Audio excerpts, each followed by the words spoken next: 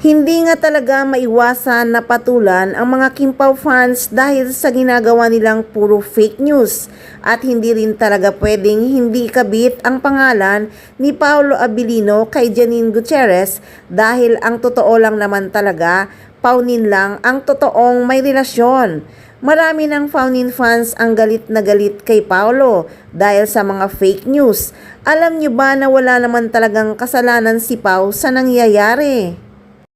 Hindi naman nakikita talaga sa actual na magkasama sila palagi off-cam. Puro mga show lang at mga shooting ang pinapakita ng mga fans.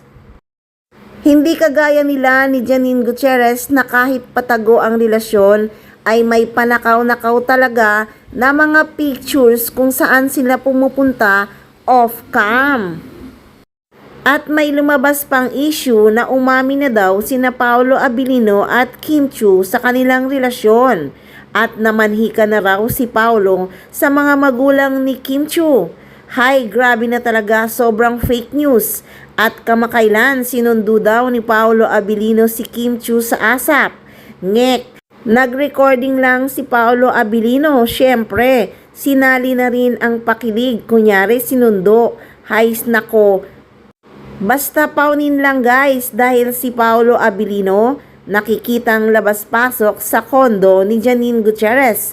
Lagi niyang binibisita si Nini sa kanyang kondo.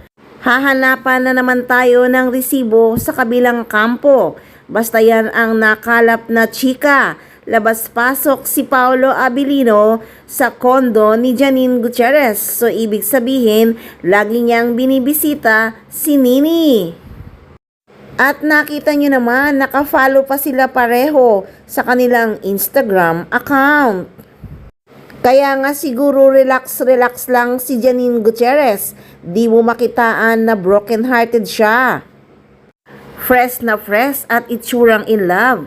Kaya sa mga fans ng Paunin, huwag niyong sukuan ang Paunin dahil mahal ni Paolo Abilino si Janine Gutierrez.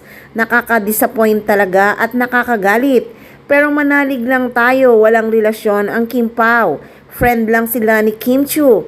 Kahit bantayan mo ang kilos ni Paolo Abilino, walang ka-sweet-sweet kay Kim.